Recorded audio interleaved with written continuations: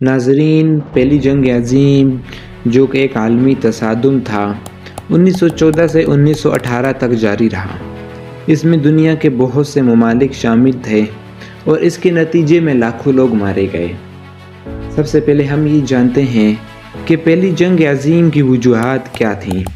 پہلی جنگ عظیم کے پھوٹنے میں بہت سے عوامل نے کردار ادا کیا۔ ان میں شامل تھے قوم پرستی۔ یورپ میں بہت سے لوگ یقین رکھتے تھے کہ ان کی قوم باقی اقوام سے بہتر ہے۔ اس سے ممالک کے درمیان مقابلہ ہوا اور یہ مقابلہ آہستہ آہستہ جنگ میں تبدیل ہو گیا۔ نمبر 2 پہ اتحاد کا نظام۔ یورپ کے ممالک دو متصادم اتحادیوں میں تقسیم تھے۔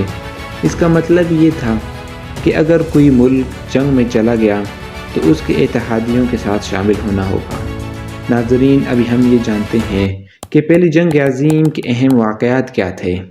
1914 میں جب آسٹریو ہنگرائی کے تخت کے وارث آرچڈیو کو ایک قوم پرست نے قتل کر دیا تو جنگ شروع ہو گئی۔ اس سے ایک سلسلہ واردات کا آغاز ہوا جس کے نتیجے میں آسٹریا ہنگری اور سربیا کے درمیان جنگ کا اعلان ہو گیا۔ جرمنی آسٹریا ہنگری کے اتحادی نے پھر روس پر حملہ کر دیا۔ اس سے ایک مرتب اثرات پڑے اور جلد ہی تمام بڑی یورپی طاقتیں جنگ میں مصروف ہو گئیں۔ یہ جنگ متعدد محاذوں پہ لڑی گئیں، جن میں شامل ہے مغربی محاذ جو کہ فرانس اور بیلجیم کے درمیان ہوئی، اور دوسری ہے مشرقی محاذ جو جرمنی اور روس کے درمیان ہوئی۔ ناظرین، اب ہم جانتے ہیں کہ پہلی جنگ عظیم کے نتائج کیا نکلے۔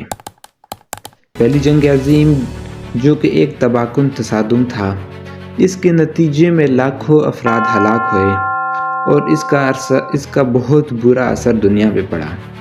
پہلی جنگ عظیم کے کچھ نتائج میں شامل ہیں 4 سلطنتوں کا زوال۔ ان 4 سلطنتوں میں شامل ہے آسٹریو ہنگرائی سلطنت، جرمن سلطنت، سلطنت عثمانیہ اور روسی سلطنت۔ پہلی جنگ عظیم تاریخ کا ایک اہم موڑ تھا۔ اس نے یورپ اور دنیا کے سیاسی صورتحال کو بدل دیا۔ اس کا لوگوں کی زندگی پہ بہت گہرا اثر پڑا۔ اب ہم آخر میں دیکھیں گے کہ پہلی جنگ عظیم سے ہمیں کیا سبق ملتا ہے۔ ناظرین، پہلی جنگ عظیم ایک خوفناک تصادم تھا جسے کبھی بھی دہرایا نہیں جا سکتا۔